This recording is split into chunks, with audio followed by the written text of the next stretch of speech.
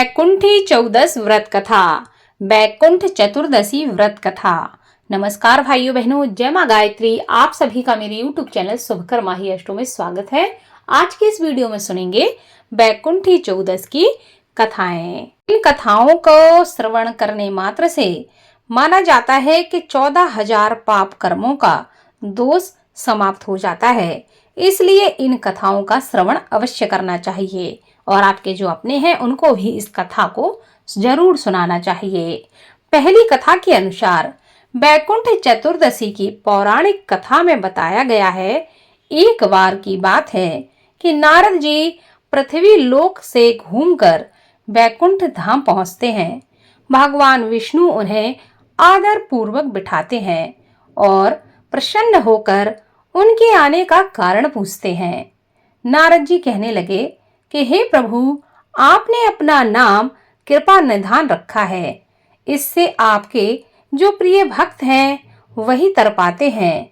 जो सामान्य नर नारी हैं वह वंचित रह जाते हैं।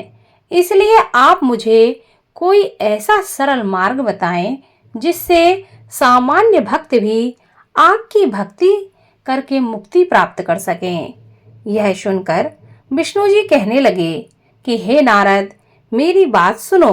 कार्तिक शुक्ल पक्ष की चतुर्दशी को जो नर नारी व्रत का पालन करेंगे और श्रद्धा भक्ति से मेरी पूजा अर्चना करेंगे, उनके लिए स्वर्ग के द्वार हमेशा खुले रहेंगे।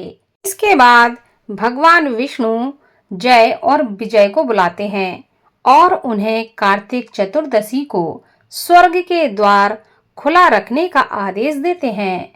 भगवान विष्णु कहते हैं, इस दिन जो भी भक्त मेरा थोड़ा सा भी नाम लेकर मेरा पूजन करेगा वह बैकुंठ धाम को अवश्य ही प्राप्त करेगा। इसी से संबंधित दूसरी पौराणिक कथा के अनुसार एक बार भगवान विष्णु देवाधिदेव महादेव का पूजन करने के लिए काशी आए।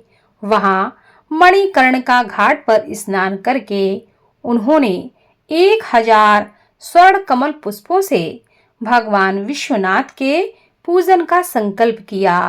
अभिषेक के बाद जब भी पूजन करने लगे तो शिवजी ने उनकी भक्ति की परीक्षा के उद्देश्य से एक कमल का पुष्प कम कर दिया। भगवान श्री हरि को पूजन की पूर्ति के लिए 1,000 कमल पुष्प चढ़ाने थे। एक पुष्प की कमी देखकर उन्होंने सोचा, मेरी आंख भी तो कमल के समान ही है, मुझे कमल नयन और पुंडरीकाक्ष कहा जाता है।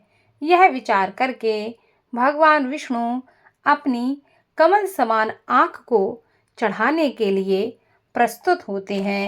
विष्णु जी की इस अगाध भक्ति से प्रसन्न होकर देवाधिदेव महादेव प्रकट होकर कहने लगते हैं, हे विष्णु, तुम्हारे समान संसार में दूसरा कोई मेरा भक्त नहीं है।